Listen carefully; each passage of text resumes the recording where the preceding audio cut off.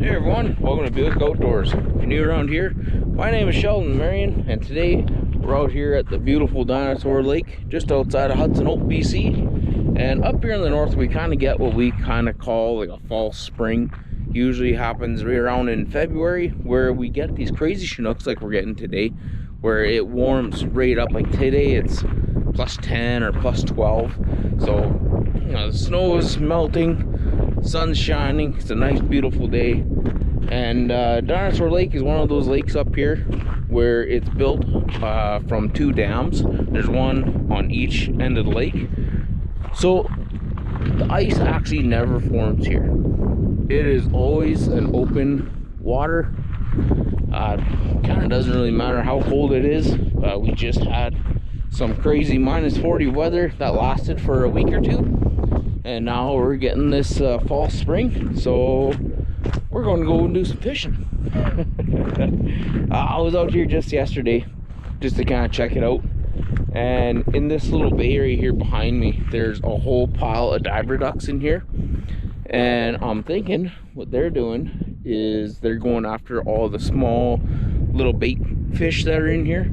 This summer I was fishing just off of these rocks right here, and there was just like thousands of small little minnows, kind of all between like that 1 to 4 inch size. So I'm thinking now, you know, they might be around like that 4 to 6 inch. So there's a pile of bait fish here, and also the lake trout should be kind of coming into more shallow water. Now the water's a bit colder, so I'm gonna grab my gear, head over to the open water. We're gonna start fishing. Alrighty, so we're just at the edge of the lake here, where we got some nice open water. There's no ice or nothing, it's just a bunch of boulders right here. And I'm going to show you the little secret to the piece that we use out here.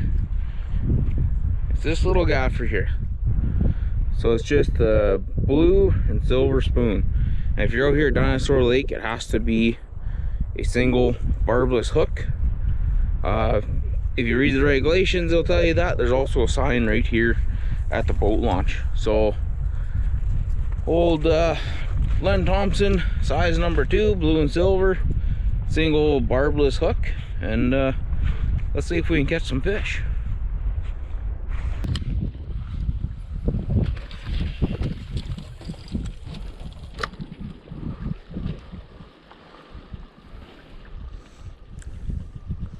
So all the divers there yesterday, they were kind of in this bay over in here. And we have that one duck that's right over in here working. So I'm going to see if I can cast that way. And just kind of see if maybe there's a big school of little minnows or whatever over there. Hopefully the lake trout are kind of chasing them.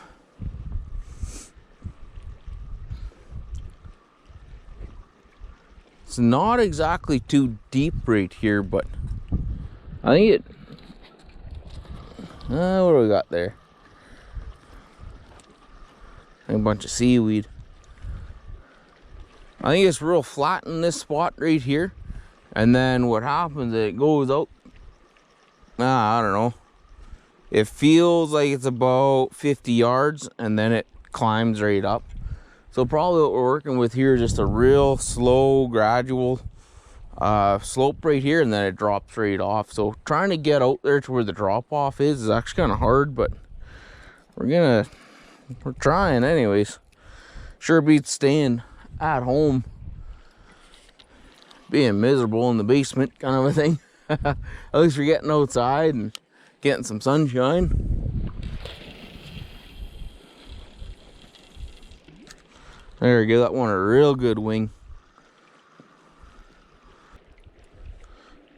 Later on today, if I keep catching these weeds, there's a little open spot right off the very tip of those rocks, and it might be kind of slippery and dangerous to walk on those rocks. Even this summer when I was out there, it was pretty hard walking. But I know from this summer, right at those rocks, it drops right off. So that might be a better bet for us to fish. But for right now, just for the ease of it, and we got open water right here, and it's not dangerous at all to walk on this stuff, I'm just gonna fish right here for now. I know they do like a Father's Day fishing derby out here, and we have the boat launch that gets put out here, and it was a few years ago now, but everybody was out on their boats and stuff like that trying to catch these big lakers and all that. And I think the winner that one year, it was a girl that caught her fish right here off the boat launch. And that boat launch, it only goes out like 20-30 feet, so there's definitely fish that come in through here. And with all these diver ducks and stuff in here, you know, they're not going to be sitting here diving constantly if they're not getting any food. So yeah, I have high hopes for this area. So do the pups.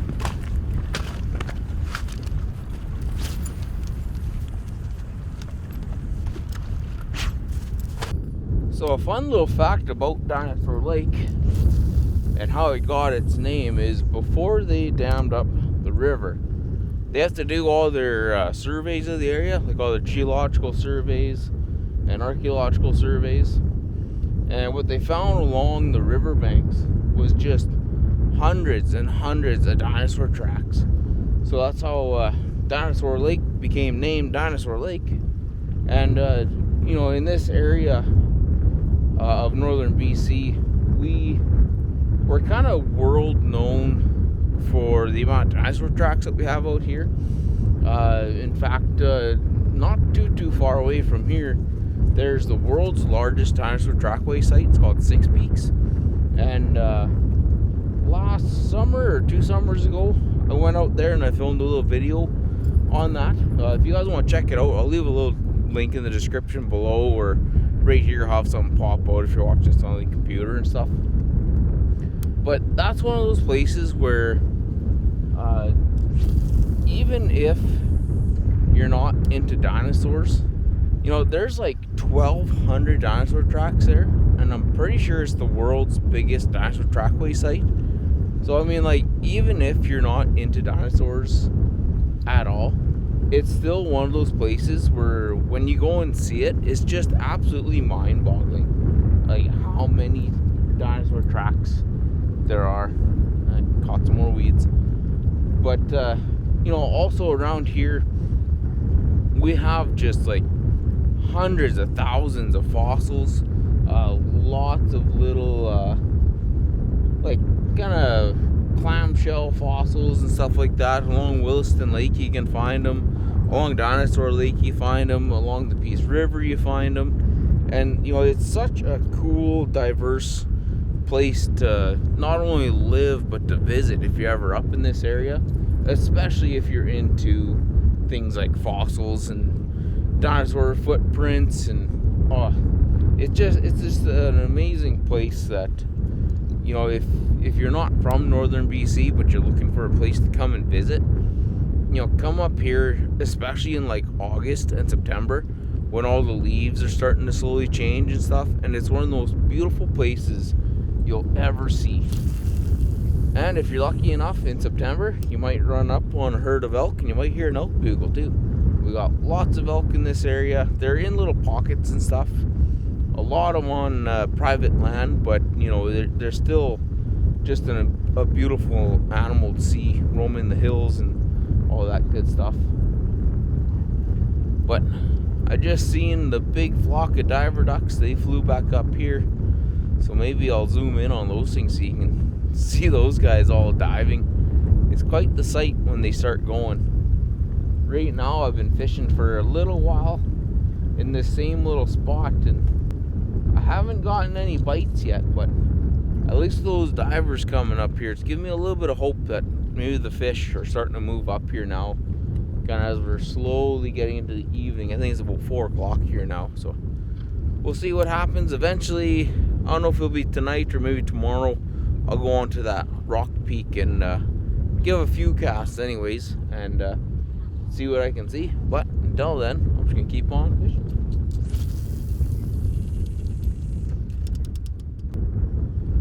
Well, that sun, it's starting to go down here now, so I think I'm gonna take 1 or 2 more casts here, and then we're gonna head over to the little campground. And I think what we're gonna be doing tonight, we're gonna set up the tent, cook something to eat, and we're gonna spend the night out here. So I'm gonna take a couple more casts and then we'll see you over at the campground. Well, here we are at the little ATV campground that just recently got built here out at Dinosaur Lake. It's a really nice little setup, and it's all designed for guys that want to come out with a holiday trailer, ATVs and quads and stuff, and you can ride your quads and side-by-sides and sleds right from this campground. Because of the situation that we're in right now, how warm it is right now, the ground is going to be just completely saturated with water. So I'm kind of going to break the rules, and I'm actually going to pitch my tent in here. Now, if it was like the summertime or the spring or fall even, I wouldn't even consider putting my tent in here. But seeing how it's winter, and really, let's be honest here, nobody in their right mind is going to come out here and camp. And in here, it's nice and dry everywhere. And yeah, it's just a nice little place to kind of pitch the tent temporarily. And again, if it was any other time of the year, I wouldn't even remotely consider pitching my tent in here. But yeah, seeing how the ground is completely wet right now, and I don't want to wake up in a frozen puddle kind of a thing. I'm just gonna pitch a tent in there. So yeah, we'll see if the tent even sets up in there or not. But anyways, yeah, I'm gonna get my tent out of the truck and get her all set up, and then I'm gonna start cooking supper. I brought out a nice ribeye steak, some cut green beans, and a big onion. So yeah, I'm really looking forward to supper. It's gonna be good. But I got my big 6-person tent. I'm gonna take it in here, get it all set up, and then I'll start cooking supper. Alrighty.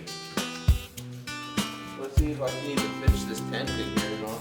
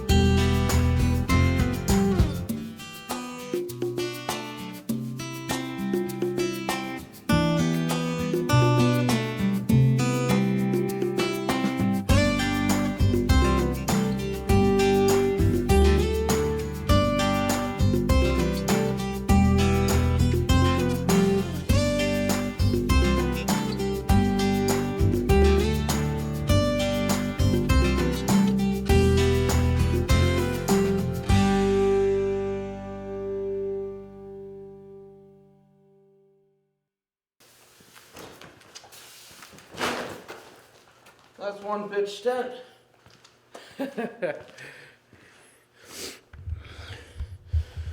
Well, here we go. Home away from home, all set up. All you gotta do now is set up the beds and all that. But before we do that, I think I'm gonna start cooking before we lose light. At least setting up the beds and all that. I can do that in the dark. That's no big deal. But there we go. And you know, it takes up quite a bit of room in here. And like I said, I wouldn't typically set up in something like this, but because the ground is so wet and everything like that, yeah. Plus, you know, it's winter time. Nobody's coming out here to go camping and all that, so I don't feel overly too bad, but I wouldn't make a habit of doing this, that's for sure. But anyways, I'm gonna grab some cooking gear here and I'm gonna start cooking up some supper. Alrighty, so for tonight's supper, we have nice ribeye steak, cooking oil, gas, burner, fork. Come on, get to the food here. We got a big old white onion, got a bag of frozen cut peas, and that is gonna be supper. Now what I brought with me is this little baggie of butter and a little spice concoction I made up. It's mainly just kind of flake sea salt from Vancouver, some garlic powder, black pepper, and some thyme. So that'll go good with everything. My frying pan and a cutting board slash plate. So let's get this guy set up. These little pocket stoves, they are just wicked little things. I think it might be a touch too small though for that frying pan, but we'll see. Pretty well unwrap it here, put these out.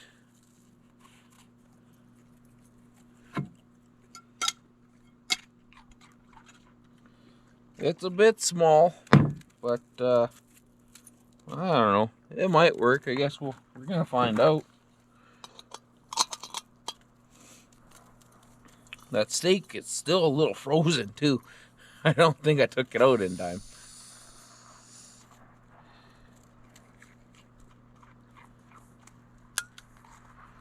Clicker works.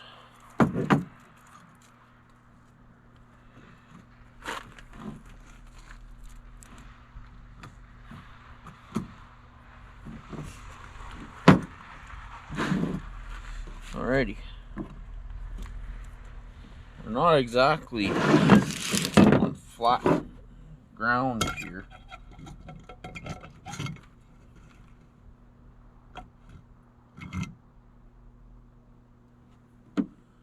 I'm gonna have to hold on to that.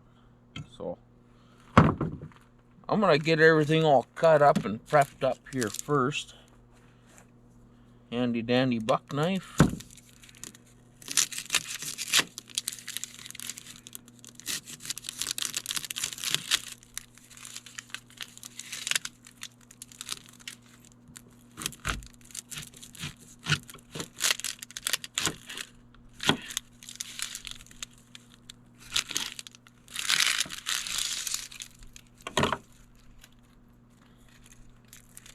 Now normally when I'm camping out somewhere, all these skins and stuff, I just grab them and I just throw them out on the ground. But seeing how this isn't exactly out in the bush, I'm gonna hold on to them. I'll throw them back into my little bag here. Don't want to make a mess of this beautiful little campground. So we'll put those to the side. Throw this stuff back into here. My little bag I got from, what's her name? Rasputin? Yeah, Rasputin Patch. She's a local from Chetwynd. And she sells all of her stuff at the farmers markets and stuff like that. Lots of baked goods and things. Some gluten-free stuff if you're into that. It's really a nice, lovely lady.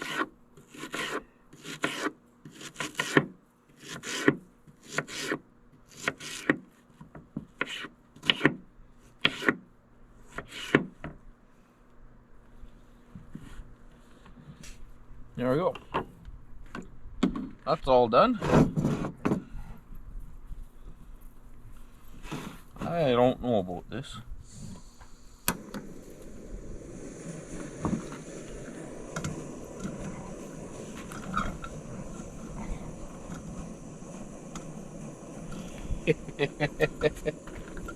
I think this might be a bit of a disaster.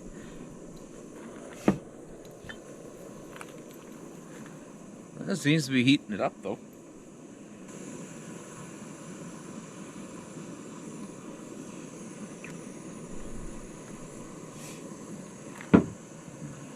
Alright, while we wait for that to heat up, I'll get my steak open.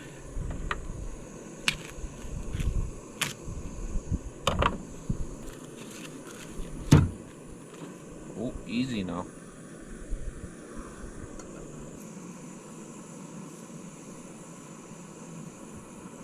There we go. Pat that in there. Well, let's see what kind of damage we can do here.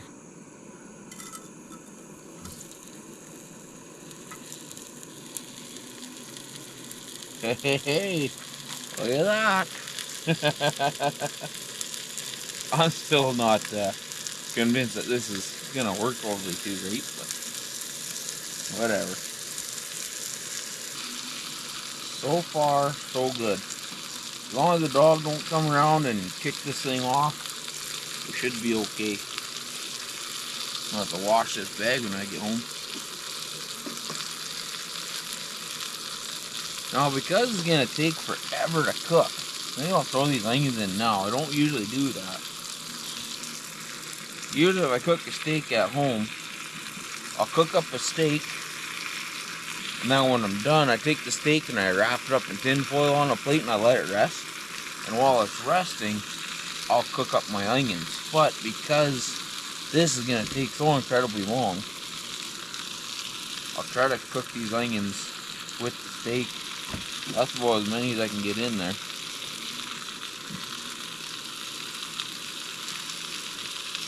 Wasn't thinking I should have brought my lid to cover this up to hold that heat in, but so far it's working good. I'll even show you here.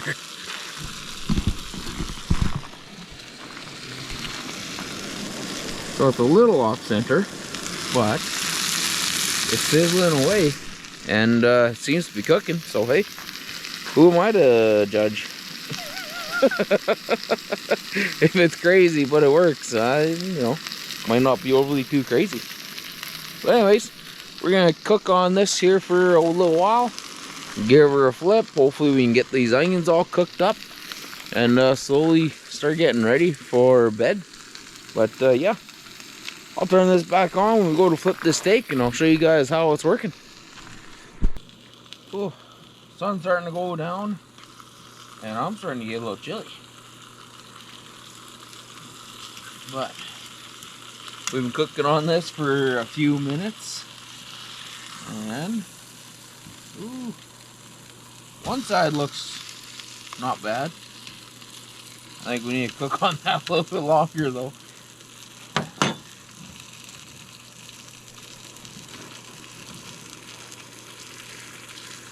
I think next time I'm gonna bring out my my real propane stove, not this thing. Wasn't really thinking, but oh well. Well, maybe while we're sitting here, I'll take half of this butter that I got. Put a good knob of that in there. Oh, come on, get out of the bag, man.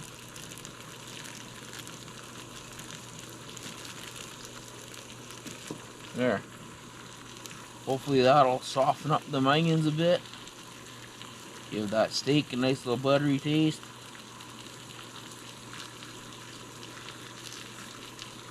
Yeah. Oh, hold on. It's always an adventure when you're cooking outside. At least it smells good. I mean, we're going to be cooking for a while, but we'll eventually get there. We'll eventually eat here tonight. Pretty sure we'll be eating in the dark, though. I think this thing's ready to be flipped now. Maybe not. I just hope I don't run out of gas. I'll be eating like a blue rare steak with half raw onions and I won't even touch the green beans. They'll still be frozen.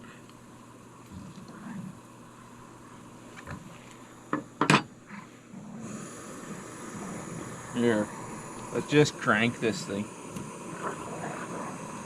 This little pocket rocket stove thing that I got, it's a wicked little machine. Usually I'll have like my little enamel cup, and you fill that up with water, and if you crank this thing on like 100%, it'll boil that water in like maybe 2 minutes. Like it's just, it throws out a tremendous amount of heat. I have a feeling there's gonna be one real hot spot on this frying pan though, but whatever. We will eventually eat here tonight. I think I'm gonna pull this ribeye off. Set that on my makeshift plate. The onions actually look really, really good. But there's a cold spot. That will put the onions for now. I'll push them over there.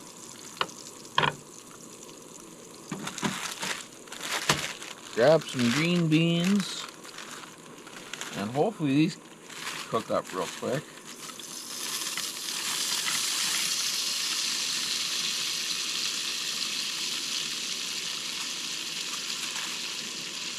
There we go. I'm not going to cook them all up, just a fairly good sized handful, I guess. I usually let my steak rest here anyways when I'm cooking it at home and all that good stuff, so very well, hopefully by the time these beans are nice and hot, which actually shouldn't take that long, that steak should be good to go, the onions are good to go. We're slowly making this happen. Alright, I'm getting hungry. Grab some onions. I'm thinking, while I wait for my green beans, try to steady that, I'm going to tie into this steak.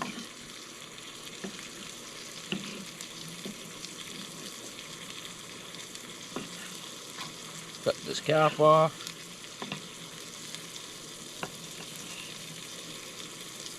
Oh man, all that flipping and procrastinating overcooked it.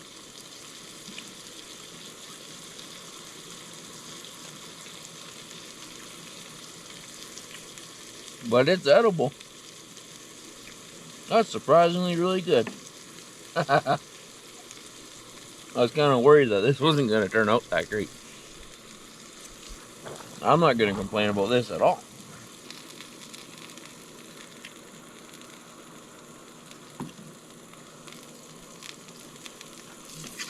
Oh yeah. Beans are done. Woo. Get my green beans on here. Look at that. That's a meal fit for a king right there. Out at the lake with your dogs. Cooking on the tailgate.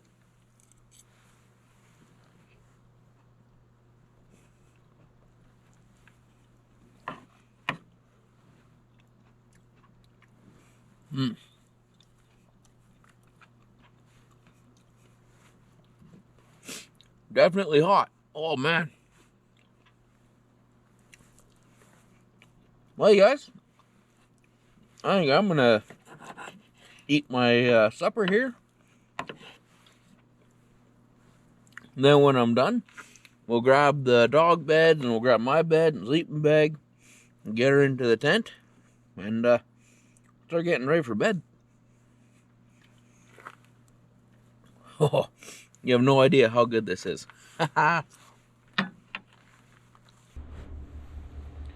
Well, we finished up supper here just in time for it to pretty well start raining. So I'm going to slowly start grabbing my sleeping bag and grab the dogs' beds and get them all set up in the tent and start getting ready for bed. And yeah, hopefully the rain doesn't start to fall kind of sideways and come in through all the cracks and we wake up in a puddle of water. But if that happens, I guess we can always go and hibernate in the truck until morning. But anyways, guys, I gotta get going here and start getting ready for bed.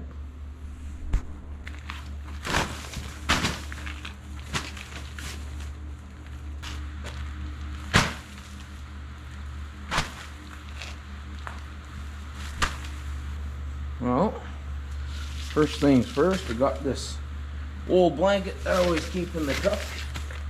Usually underneath the dog's bed, so it's just filthy dirty.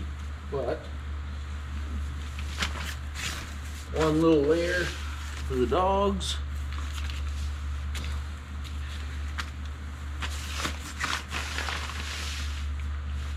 There we go.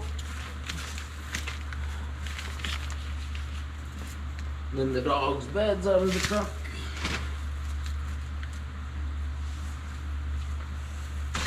There. That'll somewhat give them something to lay on. And then for me, I got my big sleeping bag. And if this sleeping bag could talk, man, I'm telling you, it would have some incredible stories.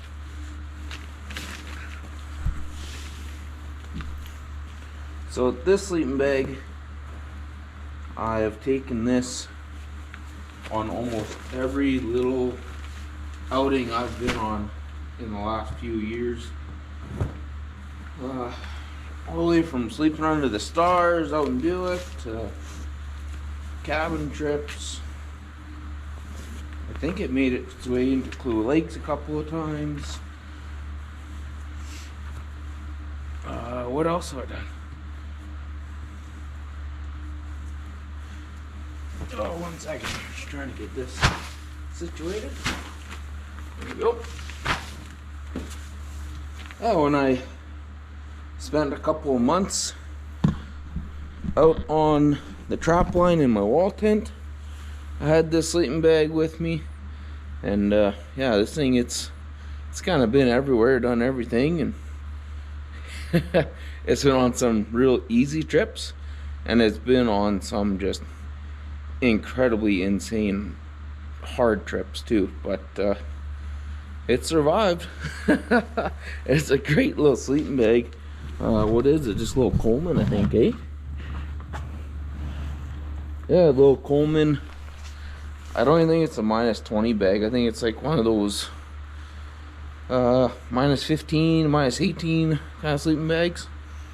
And I can tell you from experience, if it says -15 or whatever, it's good for like -5. After that, you are gonna get really cold. A lot of times what I do, if it's real cold, it has this flap underneath that you kind of roll the sleeping bag up in. This one here. So what I'll do is I'll tuck myself way in there, and then before I go to sleep, I grab that flap and I just throw it over my head. But tonight shouldn't be too bad. I think it's supposed to get down to +2 or something like that tonight, and right now the rain has started. At first it was like a little sprinkle, but now it's slowly turning into like a downpour. So yeah, I better make sure all my windows are rolled up in the truck and everything like that, and hopefully this doesn't turn into a big blizzard and wake up to like a foot of snow around the truck, because I'll probably be a little stuck in here if that happens. But whatever, at least we're close to town. I can always call for a tow or somebody come plow this thing out. But anyways, I'm gonna grab the dogs. We're gonna get situated in the tent here now. Yeah, climb on in. Tex, where you at, boy? Ready? Get in there, guys. Go to bed. Go to bed. Daisy. There we go. Good job, you guys.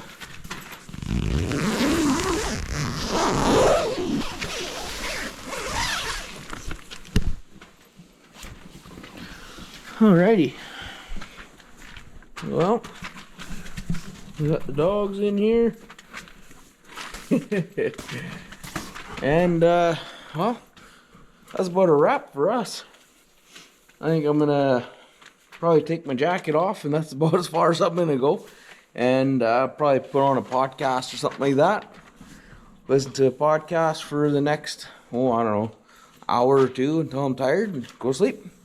Anyways, guys, hope you really enjoyed that video. Thanks for coming along on the fishing trip and a little camp out here.